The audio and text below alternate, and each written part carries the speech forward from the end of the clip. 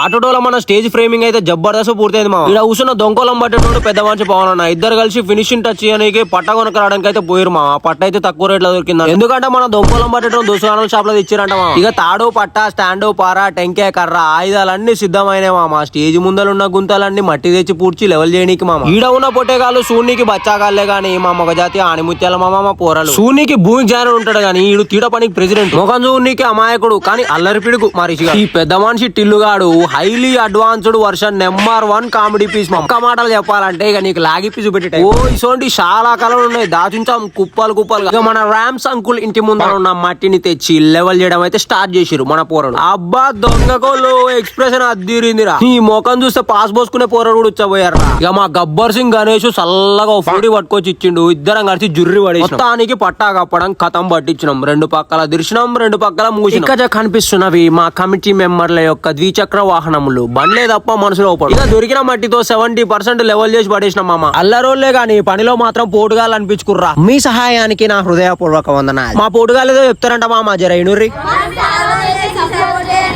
అది మామ ముచ్చట. మీరు ఎంతో మందిని ఫాలో చేసి సపోర్ట్ చేసి ఉంటారు. జర మా పేజ్ కూడా ఫాలో చేసి సపోర్ట్ చేస్తారని మనస్ఫూర్తిగా కోరు. నెక్స్ట్ పార్ట్ 4 లో కలుద్దాం మామ. ధన్యవాదములు.